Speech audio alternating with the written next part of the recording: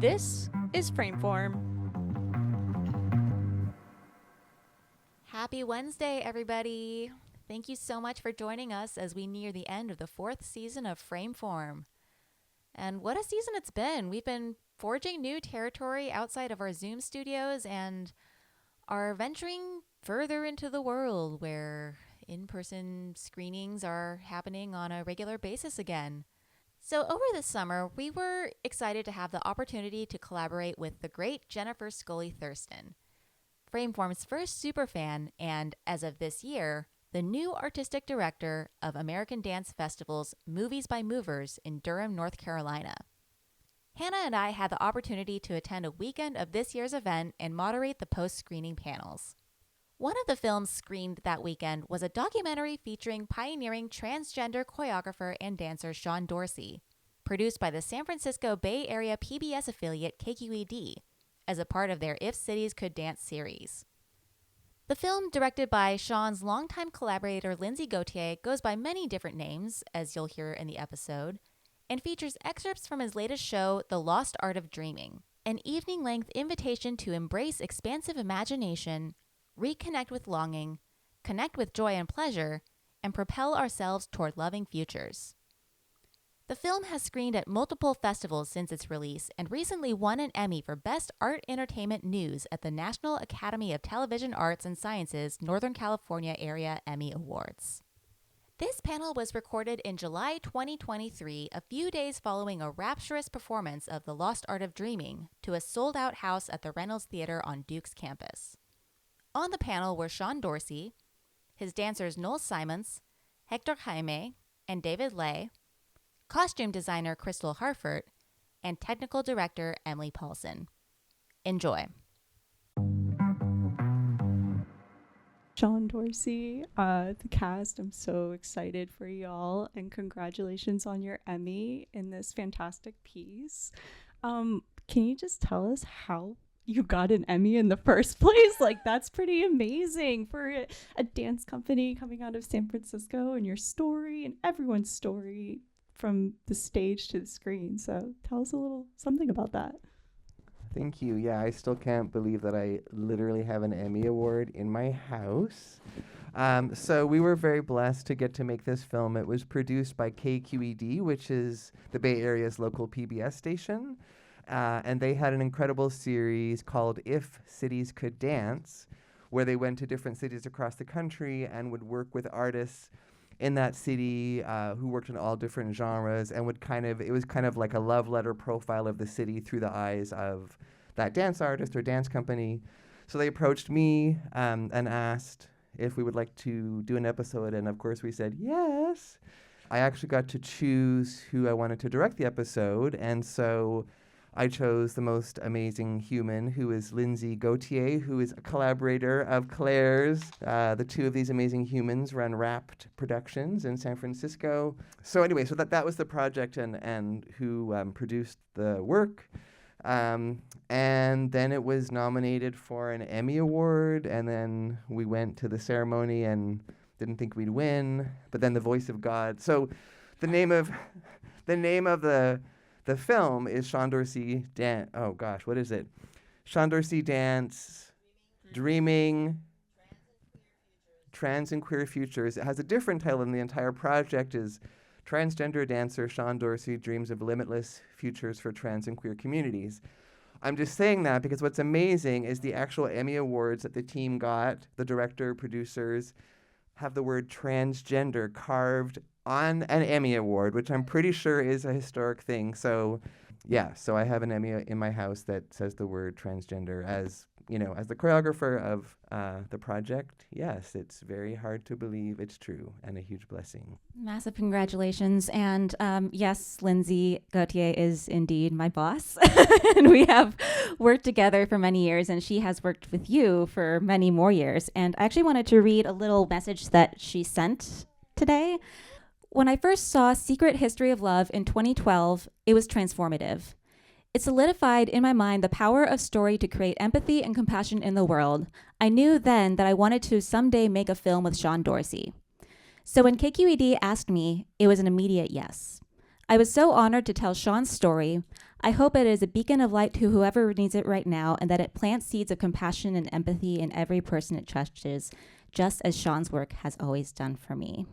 We can imply from that you and Lindsay have a long collaboration, goes years back, and I'm very curious as to what the initial seeds of that particular film collaboration were, and really how far back does that go?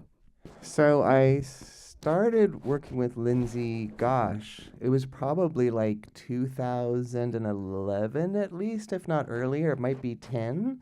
So that's a long time.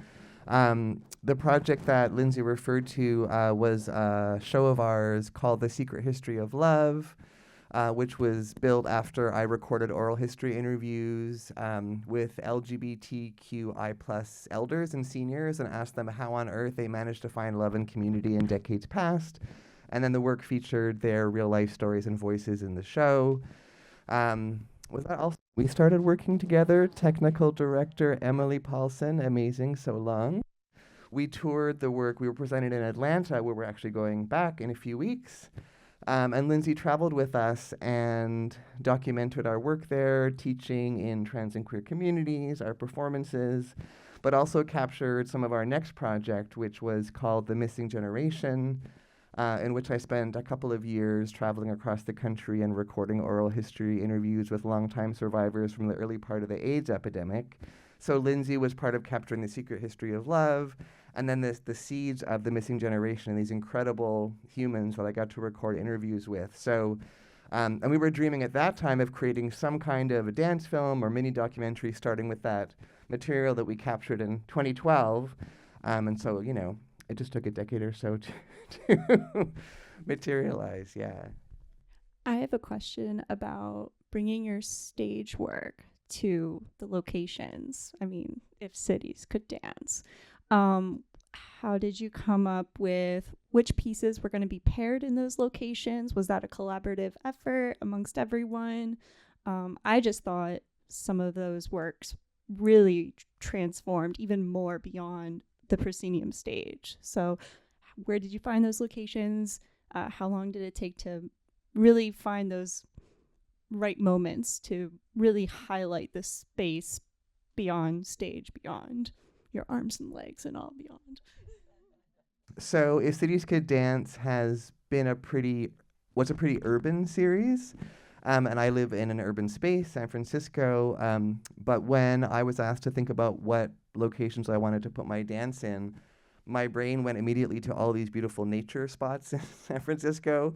And so we ended up going out to the ocean, the Cliff House at the ocean, or beautiful McLaren Park.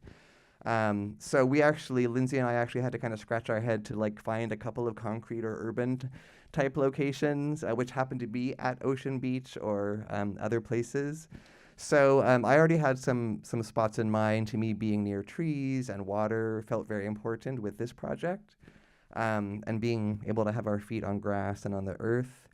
And then from there, part of it was what, my heart felt like which material worked in which location, and part of it was very logistic, like which choreography can we do without falling over on a hillside with, For sure.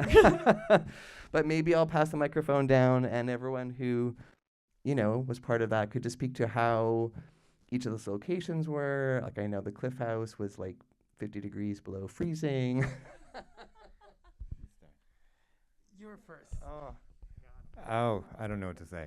Well, I will say during the pandemic, Sean and I had started to do some filming outside because all the dance studios were closed in San Francisco.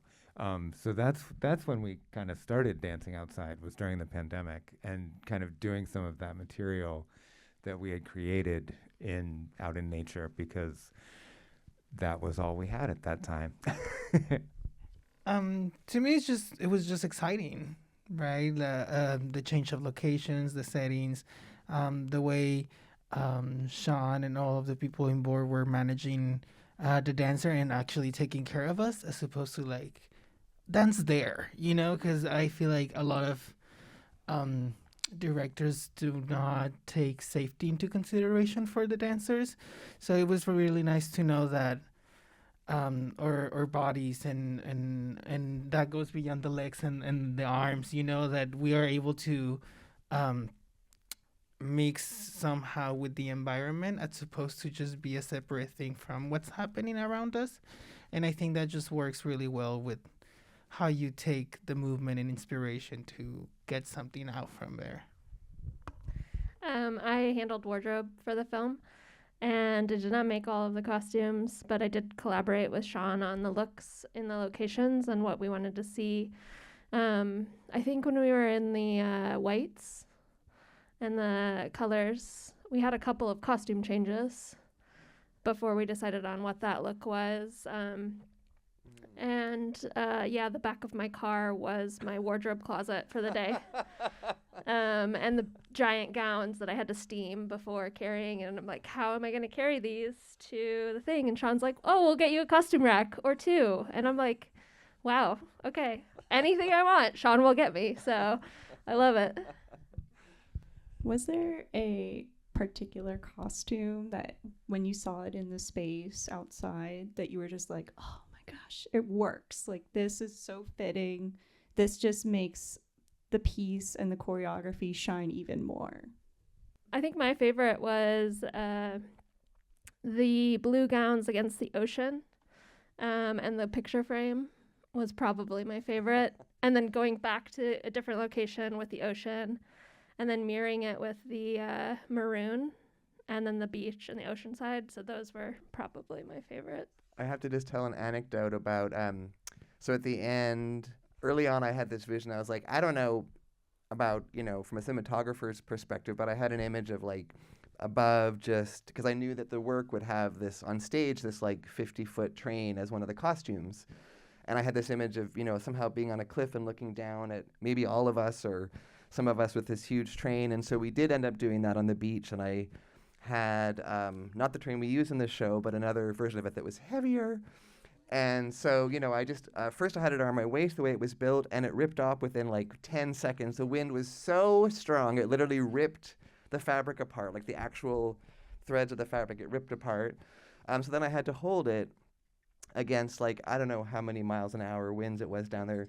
It almost ripped my arms out of my sockets, literally holding on to this. But the footage was gorgeous. Lindsay had the camera person, get down low, and there was all of that gorgeous, sand kind of grazing across the front of the camera. But anyway, yes, that was the moment that I almost had Barbie arms come out of my socket. Actually, funny enough, Lindsay also sent a behind-the-scenes version of that moment happening too, which we can do a private screening following. I have to say, it was interesting seeing which costumes were both used in the show and the film, and then which shifted from the show to the film. So once again, Crystal, shout out for designing and like being really considerate of the spaces that you were in.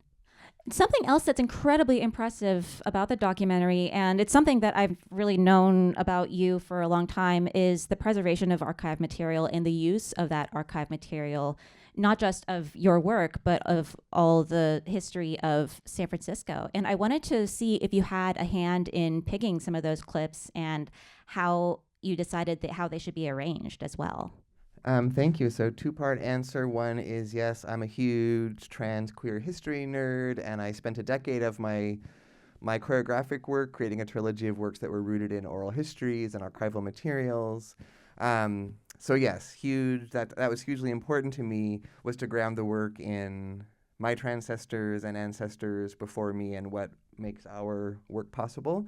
And then in terms of the clips, it was actually KQED chose all those clips. They I guess had access to certain materials that were already in the PBS archive.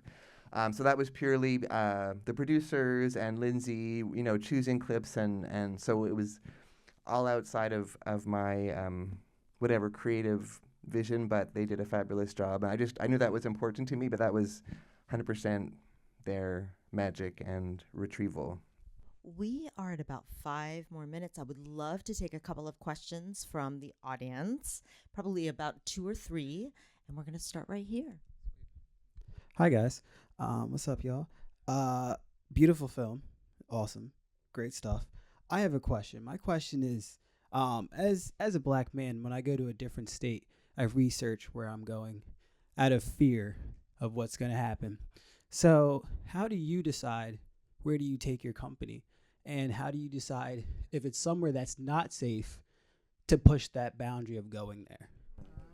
Yes, yes, yes. Thank you for.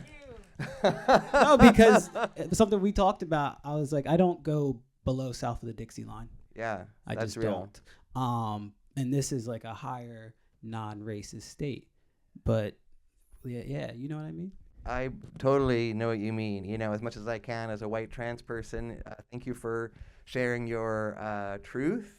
And yes, that has been true from, baby Sean trying to get out there and tour. Ironically, the first place I was invited to tour was Salt Lake City when they were actually totally supportive. Also, what's interesting is I actually have more concern and fear now than I did 20 years ago touring. And so there's a lot of stuff that we consider that I hold, as a director when we're touring. We're not all here today. Most of us are here today, but it's considering navigating the location, but also TSA and airports, traveling while trans, Black, Two-Spirit. There's a lot of experience in this company that inform where it's possible for us to go. I do feel like actually 15 and 20 years ago, more felt possible. I brought my work to Austin and San Antonio, several cities in Florida, where I will not be setting foot anytime soon. So it's actually, I feel like it's actually worse now. And yeah, it's just real. It's like, first of all, a lot of those places are certainly not inviting us now. And, invitations have come where it's just literally not possible or safe for us. Like just going to any city, I have fear when I go through TSA at the airport. I've had people stop me or pat down my genitals. For a long time, I was out as trans and touring without having taken testosterone, which means I didn't have a low voice, I didn't have sideburns, so I didn't I didn't read as masculine. So I literally didn't pee in an airport for 10 years when I was touring, because I had so much, I'd been, assaulted and harassed so much in bathrooms, which is why I want to thank you so much for creating all gender bathrooms today for this event, Snap, Snap, Snap, and I will be following up also after, hoping that this space and Duke campus and ADF spaces permanently convert these bathrooms to be all gender, because there are so many folks who want to be accessing all the events, not just when Dorsey Dance happens to be in the room. So yes, that is so real, and I so appreciate you naming this, because I feel like this is a way that we really need to show up for each other. Like I need to show up for you. I need folks in the room who are not trans to show up for me, Anyway. Cap off with one more question, and we will be quick because I know you have a plane to catch. So you premiered this work last year, and since then you have been able to tour in many places, some which are much more supporting of trans, two-spirit, and gender nonconforming, and some places that are not. And in anticipation of your return to San Francisco in September, which, yay, how do you feel that the work has evolved? Understandably, there are dancers who have different familiarities with the piece as is, but how have you feel the work evolved presenting it to different audiences? In my perspective. No, I feel like everything, just like us, everything evolves. So every time we do the work, every time we go to a different city, the energy, the audience who comes and see us, it's so diverse and they're all welcome that it just affects the way we perform it to them, right? Also, the way we interact with each other while doing the piece, we're having fun and we're loving each other on stage, and we are showing that to whoever is watching. You know that it is possible to create art with your queer friends and colleagues who just want to make art and want to transform the world with the message of love. And I feel like that message has continuously grown and evolved as we are dancing it in more cities. So it's, in like the modern dance world, it is incredibly rare to get to tour work, period, let alone so much. So that is just such a huge blessing. It's really hard to tour work. It's hard to travel, beyond being a soloist. So that's amazing. And I have felt like the work has deepened so much and grown so much. Choreographically, there are like little un petit peu, as we might call, little tiny changes, but nothing, there's been no huge structural changes, but to me, there's been such a deepening of the roots. And I'm really excited to bring it back to our home theater in San Francisco for folks to see also how the piece has grown. And we had an amazing experience here, our ADF performance. We had a full house. There was so much love. There are times I go on stage that I'm literally like, what's their active shooter policy in this theater? It's very vulnerable to be a trans and queer person on stage in America right now. So I was relieved. And also it was just an incredible outpouring of love. And we felt amazing about the performance. And we talked about how there was just a little extra, knowing that we're in this state that is, so gross, disgusting, actively harming trans and queer communities. So we kind of had a little extra, fire in our belly, but driven by love, being like, yes, and the audience met us with that. Thank you so much. And as you said on Thursday, it's one thing to internalize values of love towards the trans community. It's another thing to take action. And so I know, Sean, you're a great resource, but it's also not your responsibility to teach everybody. Google is free, everyone. So definitely get involved and write those emails, call your congresspeople, call your senators, tell them, be a good ally and tell them that you value trans people and you really hope that they do as well. This is Frameform, hosted by Hannah Weber, Jen Ray, and Claire Schweitzer. Episode edited by the Frameform team, with social media support from Maddie Leitner and music by Mason Carlton. Thanks for listening.